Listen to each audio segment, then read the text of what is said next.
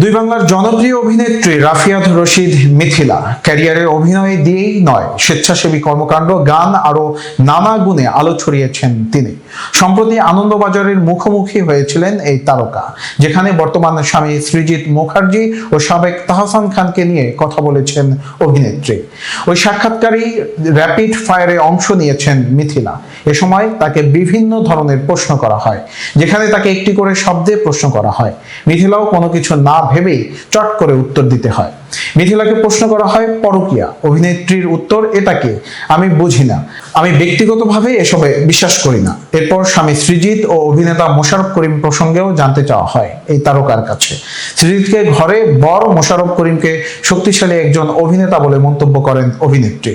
এই র্যাপিড ফায়ারের অংশ নেওয়ার আগে সৃজিত ও তাহসান খানের সঙ্গে সম্পর্ক প্রসঙ্গে কথা বলেন মিথিলা, যেখানে অভিনেত্রী জানান বিবাহ বিচ্ছেদ হলেও তাহসানের সঙ্গে তার যোগাযোগটা ছিল, নিয়মিত কথা হতো দুজনের মধ্যে।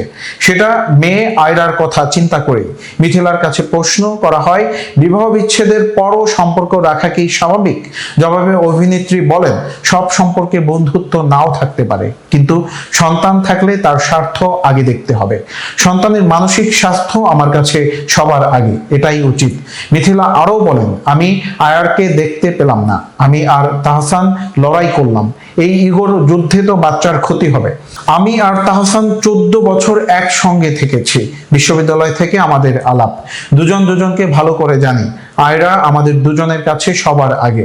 মিথিলা সবকিছু জেনেই তাকে বিয়ে করেছেন সৃজিত। বিষয়টি উল্লেখ করে এই তারকা বলেন, সৃজিত সবটাই জানতো, বাংলাদেশে গিয়েছে, আমার পরিবারকে দেখেছে, তাহসানের সঙ্গে আমার সম্পর্ক দেখেছে। বিয়ের মতো সম্পর্ক হওয়ার ক্ষেত্রে অনেকগুলো কারণ থাকে। সৃজিত সবকিছু জেনেই আমাকে গ্রহণ করেছে।